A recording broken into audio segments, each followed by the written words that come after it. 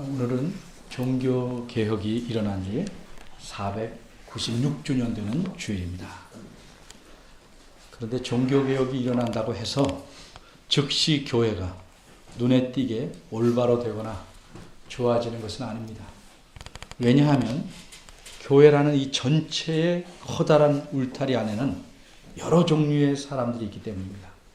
개혁을 좋아하는 사람들도 있고 겉으로는 찬성하지만 속으로는 반대하는 사람들도 있고, 좋은 게 좋다고 아무 일 없이 지금 이대로 가는 게 좋겠다 이렇게 생각하는 사람들도 있기 때문입니다.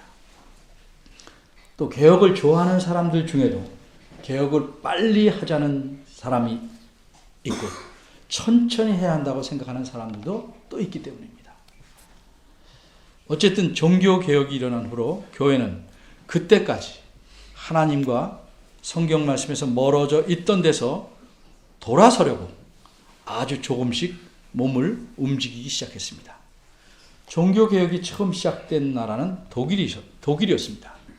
독일 주변에 있던 나라들은 조금씩 종교개혁의 영향을 받기 시작했지만 바다 건너에 있던 한 나라는 그런 소식만 들었을 뿐 교회는 여전히 전처럼 계속 썩어가고 있었습니다.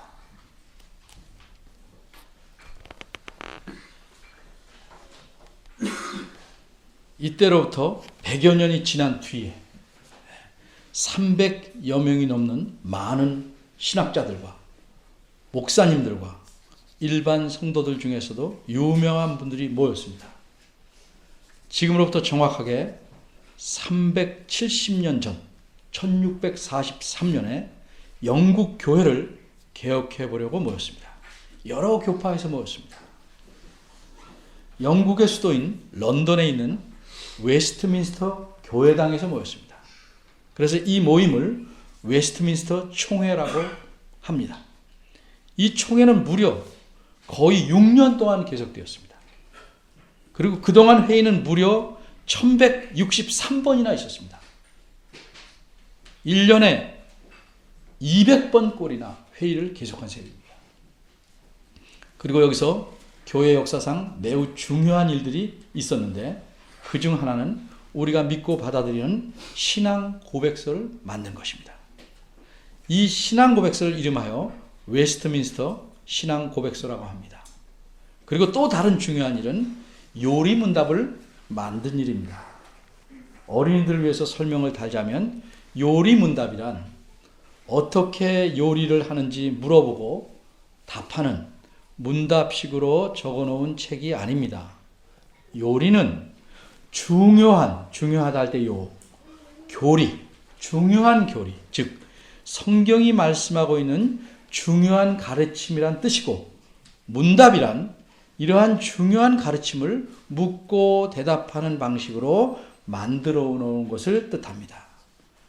이 총회에서는 묻는 것이 200개나 되는, 거의 200개나 되는 큰 요리문답, 대요리문답을 만들었고 100개가 조금 넘는 소요리문답을 만들었습니다. 그 이후 교회는, 특히 장로교회는 이 웨스트민스터 신앙 고백서와 웨스트민스터 대요리문답, 소요리문답을 성경의 가르침을 잘 간추려 놓은 것으로 인정하고 받아들여서 부지런히 성도들에게 가르치게 된 것입니다. 지난 설교에서도 말씀드렸지만 이 웨스트민스터 소요리문답의 제1문은, 첫 번 물음은 사람의 목적은 무엇입니까? 입니다. 이 물음이 무슨 뜻입니까? 사람이 존재하는 목적이 무엇이며 사람이 살아가는 목적이 무엇이냐를 물어보는 겁니다. 사람이라면 어떤 목적을 갖고 있어야 하며 어떤 목적을 갖고 살아야 하는지를 묻는 것입니다. 그저 먹기 위해서 산다, 살기 위해서 먹는다, 이런 것은 짐승 차원의 이야기입니다. 그러면 1문의 대답은 무엇입니까? 답은 이렇습니다. 사람의 주된 목적은 하나님을 영화롭게 하고 그를 영원토록 즐거워하는 것이다. 사람에게는 크고 작은 여러 목적이 있을 수 있습니다.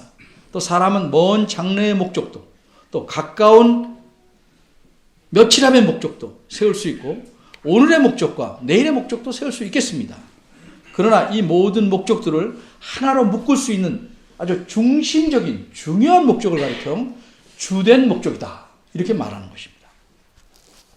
그래서 제1문에 대한 답은 사람의 주된 목적이 무엇인지를 말하고 있는 것입니다. 사람의 주된 목적은 하나님을 영화롭게 하고 그를 영원토록 즐거워하는 것이다, 이렇게 대답합니다. 이것을 한마디로 말하면 하나님의 영광을 위해서입니다. 사람은 하나님의 영광을 위해 존재하는 것이고 하나님의 영광을 위해 말하고 행동하며 처신하고 살아가야 합니다. 이 세상 사람들은 자기 자신이 삶의 목적이고 존재의 목적입니다. 내가 잘되고 내가 성공하고 내 아들이 잘되고 내 집이 부자되고 그죠? 잘 살고 등등 철저하게 자기 자신을 목적으로 삼고 살아갑니다. 반면에 이 세상 사람들 중에도 생각이 좀 더 깊은 철학자들은 다른 사람을 위해서 사는 것을 목적으로 삼으라고 말합니다. 다른 사람에게 선을 행하는 것을 목적으로 삼으라고 합니다. 바꿔 말하자면 자비를 베풀고 선행을 하는 것을 목적으로 삼으라고 합니다. 그러면 우리 그리스도인들은 무엇을 목적으로 삼고 살아야 하는가? 이 세상 대부분의 사람들의 말을 따라야 합니까? 철학자들의 말을 따라야 합니까? 우리는 하나님의 말씀을 따라야 합니다. 하나님 말씀인 성경에서는 사람의 목적을 무엇이라고 가르칩니까? 방금 말씀드린 소요리 문답 1문에서도 말한 바처럼 사람의 주된 목적은 하나님의 영광을 위해서라고 가르칩니다. 어디서 그렇게 가르칩니까? 오늘 본문의 첫 구절에서입니다. 31절 말씀은 이렇습니다. 그런즉 너희가 먹든지 마시든지 무엇을 하든지 다 하나님의 영광을 위하여 하라. 여러분이 보시다시피 이 구절은 그런즉으로 시작합니다. 이것은 그러므로라는 뜻입니다. 그러므로란 이제껏 앞에서 말한 내용의 결론을 말하기 위해서 쓰는 표현입니다. 근데 이 결론은 10장 31절에서 11장 1절까지입니다. 그러면 이 앞에서 말한 내용이란 무엇인가? 고린도전서 8장 1절에서 10장 30절까지입니다. 8, 9, 10장 30절까지.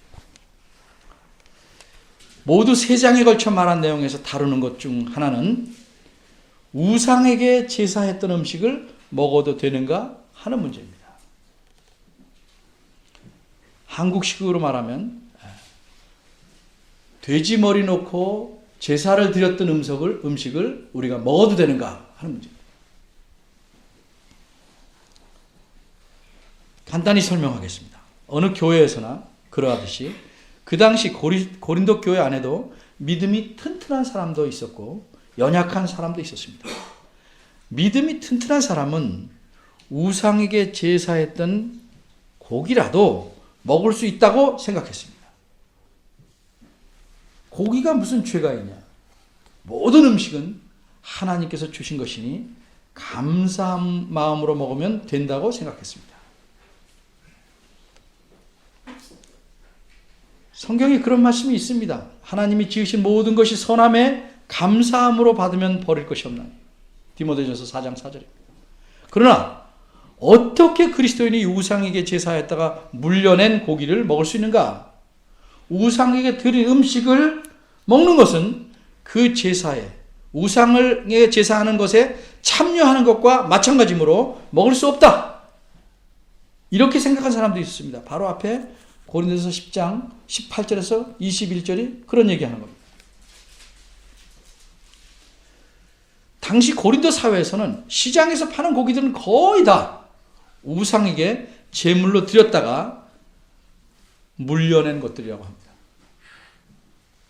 그러게 고기를 아예 안 먹기로 하면 모르겠지만 먹으려고 하면 바로 이런 심각한 문제에 부딪히게 되어 있습니다. 자, 여러분이라면 이런 경우에 어찌해야 되겠습니까? 내 돈 내고 내가 사 먹는데 네가 무슨 상관이야 라고 말할 수 있겠습니까? 아니면 몰래 사 먹겠습니까? 난 고기 못 먹으면 살 수가 없어. 그래서 어떻게라도 몰래 먹겠습니까? 어떻게 하는 것이 바람직하겠습니까? 이런 문제를 다룬 후에 31절부터 결론을 말씀합니다. 특히 32절에서 나와 같이 하라고 말합니다. 11장 1절에서는 나를 본받으라고 말합니다. 우선 이 말에 대해서 좀 생각해 봐야 됩니다. 어떻게 사람이 이렇게 말할 수 있을까? 나를 본받으라.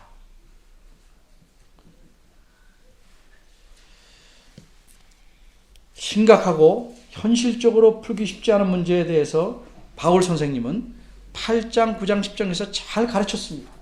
게다가 자신이 그 가르친 바대로 모범적으로 행했습니다. 그렇게 그는 이렇게 나를 본받으라고 말한 것입니다. 이게 교만한 것일까? 아무리 그렇을지라도 이렇게 말할 수 있을까? 예를 들어서 윤현주학교 선생님이 아이들에게 율동을 가르칩니다. 이 노래 이 부분을 부를 때는 왼손을 높이 들었다가 내려오면서 왼손은 시계 방향으로 틀고 오른손은 시계 반대 방향으로 틀면서 내리라고 하면 어린아이들이 한 번에 쳐 알아듣고 따라하기가 쉽지 않을 겁니다. 그래서 선생님이 앞에서 어떻게 하는지를 손은 이렇게 하는 것이고 이쪽은 이렇게 하는 것이다. 이렇게 나를 따라 해봐라. 천천히 그 동작을 알려주면 어린이들도 잘 따라 할 수 있을 것입니다. 이와 마찬가지로 사도 바울 선생님도 교만한 마음으로 잘난 척하려고 나를 본받으라 하신 것이 아닙니다. 이 율동 선생님과 같은 마음으로 그렇게 알려준 것입니다. 우상에게 제물로 드렸던 고기나 음료, 술 이런 것 등등 음식에 관한 문제는 물론이고 모든 일에 있어서도 다 하나님의 영광을 위해서 하라고 31절은 말씀합니다. 어떻게 이렇게 말할 수 있는가? 말은 그게 실수로 나온 말, 너 속에서 나왔다면 그 사람의 생각에서 나오는 겁니다. 사도 바울은 이미 그런 성경적인 생각을 갖고 있었기 때문에 그렇게 말하고 가르친 것입니다. 바꿔 말하자면 사도 바울의 생각은 이렇습니다. 한마디로 사람의 목적은 사람이 존재하거나 일상생활을 하거나 어떤 행동을 하거나 살아가는 모든 면에서 오직 하나님의 영광을 위해서 한다. 이렇게 생각하고 있었습니다. 그러기에 우상에 바쳤던 음식을 먹느냐 마느냐 하는 문제도 역시 하나님의 영광을 위해서 해야 한다고 가르치고 있는 것입니다. 그리고 이어서 이 목적은 단지 우상에게 드렸던 음식의 문제뿐만 아니라 사람의 존재와 삶 전체의 목적이어야 한다는 사실을 분명히 가르치기 위해서 무엇을 하든지 다 이렇게 말한 것입니다. 예를 들어보겠습니다. 오빠가 여동생을 큰데 올려붙였습니다. 여동생이 웁니다. 엄마가 둘을 불렀습니다. 두 아이에게 어떻게 된 일인지를 자세히 들어봅니다. 그리고 나서 엄마는 오빠에게 말합니다. 어쨌든 얘는 내 동생이다. 너보다 약한 동생이다. 그러니까 때리면 안 된다. 게다가 여자다. 절대 때리면 안 된다. 이 엄마의 말을 한번 분석해 봅시다. 엄마가 왜 이렇게 말했습니까?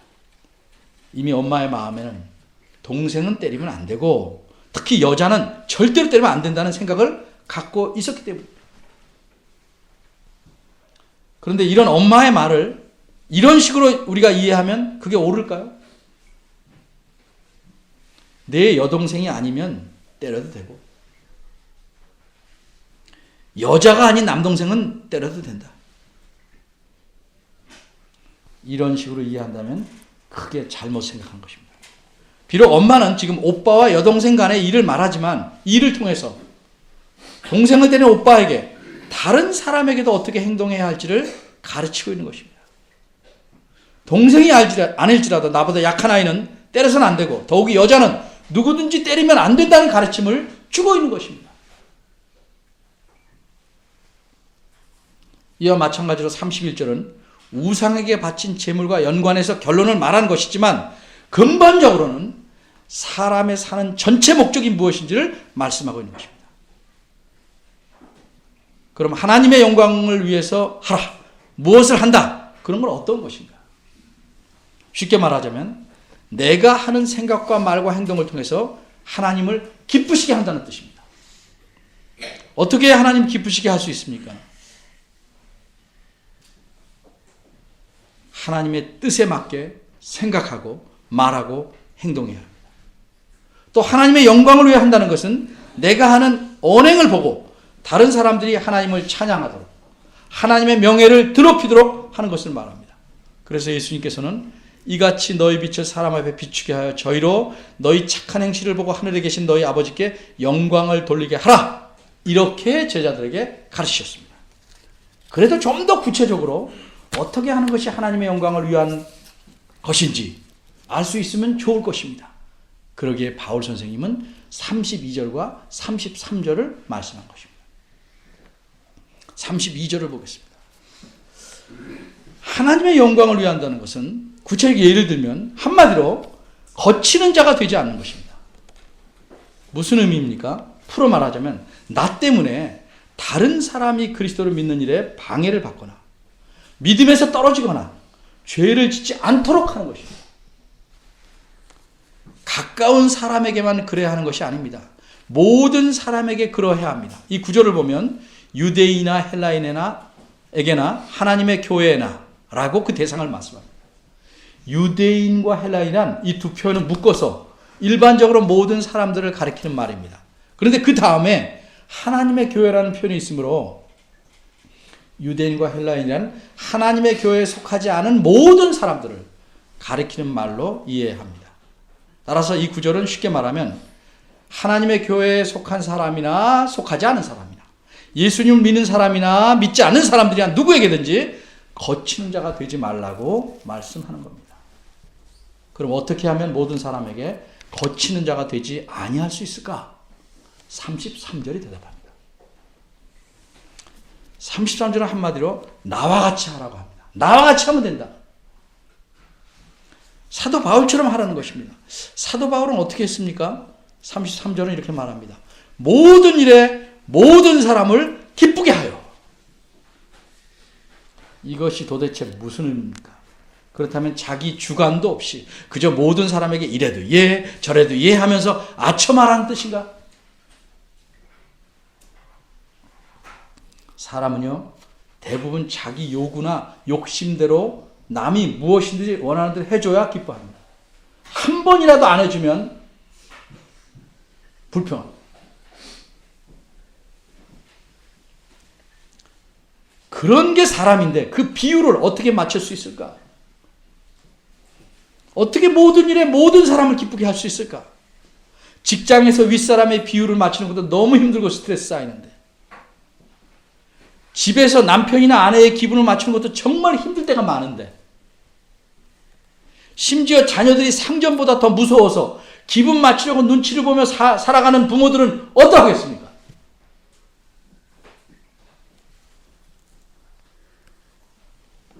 그러기에 모든 일에 모든 사람을 기쁘게 하는 일은 불가능하다고 생각하거나 너무 과장된 말이라고 생각할 수 있겠습니다. 그러나 말이란 항상 그 말이 쓰인 문맥 안에서 울타리 안에서 이해해야 합니다. 그래야 그 말의 의도를 정확하게 알 수 있는 것입니다. 예를 들어봅니다. 이해가 많은 것은 자꾸 어린이들을 위해서 설명하는 거니까 어른들은 그냥 잘 듣고 따라오시면 됩니다. 내가 너를 위해서 무엇이든지 다 해줄게. 이렇게 말했을 때 이 말은 무슨 뜻입니까? 내가 정당하게 할 수 있는 일이라면 최선을 다해서 무엇이든지 하겠다는 의미지 내가 도무지 할 수 없는 일을 해주겠다는 의미는 아닙니다. 초등학생 친구끼리 내가 무엇이든 너를 위해 다 할게라고 말했더니 한 친구가 그럼 이번 시험에 답안지를 내게 보여줘. 이렇게 말했습니다. 답안지를 보여줘야 합니까? 그 답안지를 보여주지 않으면 내가 방금 한 말을 안 지키는 것입니까? 그렇지 않습니다. 그런 잘못된 요구를 하는 친구는 이미 친구가 아니거나 내가 한 말을 지킬 필요가 없습니다. 내 말뜻을 전혀 알아듣지 못한 것이기 때문입니다. 우선 바울 사도가 나와 같이 하라면서 모든 일에 모든 사람을 기쁘게 하라고 했는데 바울 사도가 어떻게 했는지 두세 곳에서 바울 사도가 한 말을 들어보겠습니다. 그러면 이 말의 의미가 그 감이 잡힐 것입니다. 이제 내가 사람들에게 좋게 하랴, 하나님께 좋게 하랴, 사람들에게 기쁨을 구하랴, 내가 지금까지 사람들의 기쁨을 구하였다면 그리스도의 종이 아니니라. 갈라디아서 1장 10절입니다. 눈가림만 하여 사람을 기쁘게 하는 자처럼 하지 말고 그리스도의 종들처럼 마음으로 하나님의 뜻을 행하여. 에베소 6장 6절이고 오직 하나님의 옳게 여기심을 입어 복음 전할 부탁을 받았으니 우리가 이와 같이 말하면 사람을 기쁘게 하려 함이 아니요 오직 우리 마음을 감찰하신 하나님을 기쁘시게 하려 함이라. 데살로니가전서 2장 4절입니다. 이 세 구절의 말씀들만 들어봐도 33절에서 모든 일에 모든 사람 기쁘게 하여라는 말이 무조건 그렇게 하라는 뜻이 아닌 줄을 우리가 알 수 있습니다. 그 말 뜻은 뭡니까? 하나님의 뜻에 맞는 범위에서, 하나님께서 기뻐하시는 범위 안에서, 즉 하나님의 영광을 위하여 하는 범위 안에서 그렇게 하라는 것입니다. 만일 이런 기준을 무시하고 무조건 모든 사람을 기쁘게 하려 한다면 그런 사람은 그리스도인이 아니라는 말씀입니다. 성경을 쭉 살펴보면 사도 바울은 결단코 두 가지 일을 하지 않았습니다.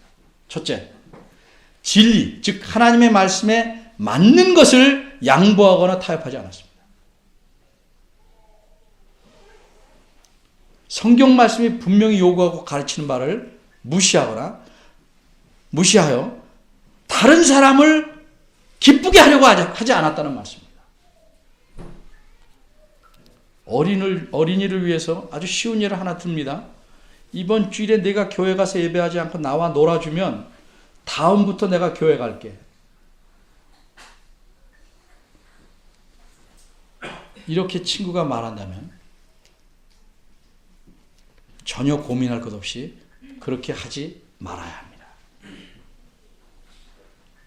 왜?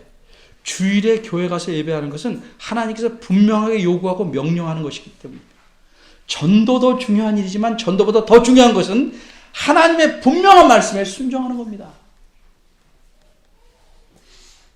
둘째로 사도 바울은 옳고 그름을 뒤집지 않았습니다.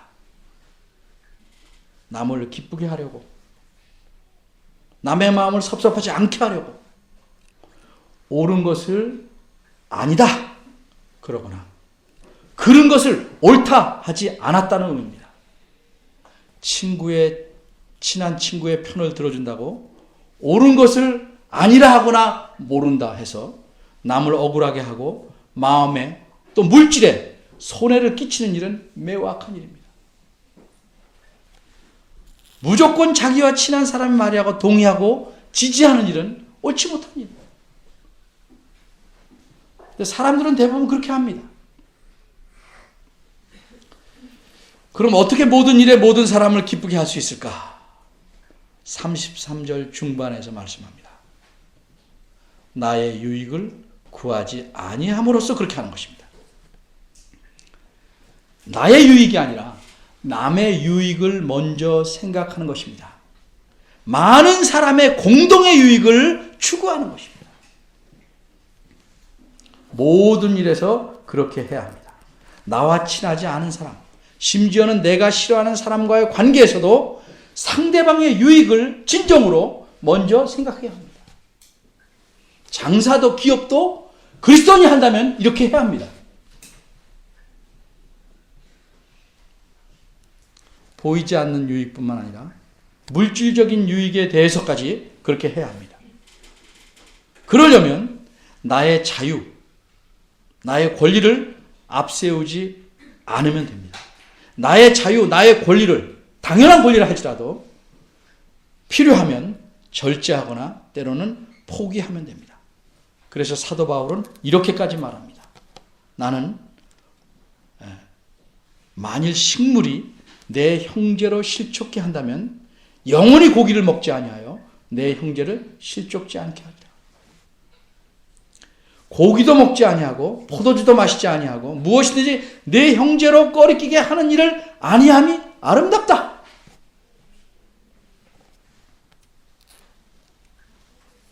근데 왜 이렇게 해야 합니까? 왜 내가 마음대로 당연하게 누려야 되는 자유와 권리를 양보해야 되고 때로는 포기해야 됩니까? 33절 뒷부분입니다. 저희로 구원을 얻게 하기 위해서입니다. 그들의 구원, 무슨 말이에요? 그들이 진정한 유익, 영원한 유익을 위해서 바울 자신이 마땅히 누려야 할 자유와 권리까지도 양보하고 포기하겠다는 뜻입니다. 바울은 왜 이렇게 했습니까? 11장 1절에서 그 대답을 들을 수 있습니다. 내가 그리스도를 본받는 자 된 것 같이. 무슨 뜻입니까? 그리스도를 구주로 주인으로 모셨으니 그리스도께서 본을 보여주신 바대로 살아가겠다는 겁니다. 그러니 그리스도처럼 모든 사람의 구원을 위해서 자신의 생명을 내놓으신 그리스도처럼 바울 자신도 많은 사람의 유익을 위해서 자신의 자유와 권리를 기꺼이 양보하고 포기하겠다는 겁니다. 이것이 하나님의 영광을 위해 사는 삶이고 자세라고 생각하기에 다른 그리스도인에게도 그렇게 하라고, 그렇게 살라고, 하나님의 영광을 위해 살라고 31절에서 큰 원리를 제시한 겁니다. 여러분은 어떤 목적을 갖고 살고 계십니까? 진정 하나님의 영광을 위해 살아가고 계십니까? 그렇게 살려면 때로는 내 자유와 권리도 양보해야 합니다. 내 유익보다 남의 유익, 많은 사람의 유익을 먼저 생각해야 합니다. 우리는 이미 그리스도 안에서 하나님 넘치는 은혜를 받았고 날마다 풍족하게 베푸시는 은혜 안에서 살아가고 있는 사람입니다. 넘치는 복을 받고 살아가는 하나님의 자녀입니다. 그 복을 돈으로만 생각하면 복을 못 받는 거라고 생각할 수 있습니다. 우리의 주된 목적은 복 받기 위해서, 내가 잘 되기 위해서 사는 것이 아닙니다. 부모가 자녀에게 먹을 것을 주고 용돈도 주지만 자녀가 사는 목적은 부모에게 용돈 받고 먹을 것을 얻어먹게 사는 것이 아닌 것과 마찬가지입니다.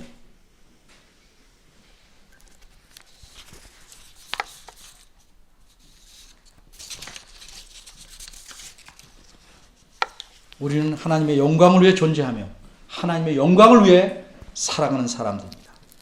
그리스도와 바울을 본받아서 살아가기에 힘써야 하는 그리스도의 제자입니다. 이렇게 하나님의 영광을 위해서 살아가라고 하나님께서 우리를 교회로 부르셨고 여러분 각자를 하나님의 자녀로 삼으신 것입니다. 이 점을 깊이 생각하시기를 바랍니다. 기도하겠습니다. 하나님, 저희가 어떻게 살아야 하는지 살아온 삶을 돌아봅니다. 무엇을 추구하며 정신없이 달려왔는지 지나간 난들을 되새겨봅니다. 앞으로도 이렇게 살아야 합니까? 저희들의 마음속에 하나님이 누구시고 내가 하나님과의 관계에서 어떤 존재인지 내 삶이 하나님 앞에서 어때야 하는지를 생각하게 하시고 진정으로 하나님 앞에 돌아와 하나님의 자녀답게 하나님의 영광으로 사는, 영광을 위해 사는 저희들 되게 하시옵소서. 예수님의 이름으로 기도합니다. 아멘.